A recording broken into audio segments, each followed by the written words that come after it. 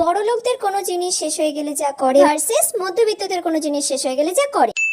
মম, আমার ফেস ওয়াশটা পুরো শেষ হয়ে গেছে। তুমি এবারে আগে থেকে ফেস ওয়াশ আমার জন্য অর্ডার দিয়ে রাখোনি, এটাকে আমাকে চেপে চেপে বের করতে হচ্ছে। আরে বেটা, তুমি ওটা এত চেপে চেপে ইউজ করতে গেছো কেন? তুমি আমাকে দুদিন আগে থেকে বলতে পারতে, আমি একবারে 8টা অর্ডার করে দিতাম, ডেলিভারি বয় বাড়িতে এসে দিয়ে চলে যেত।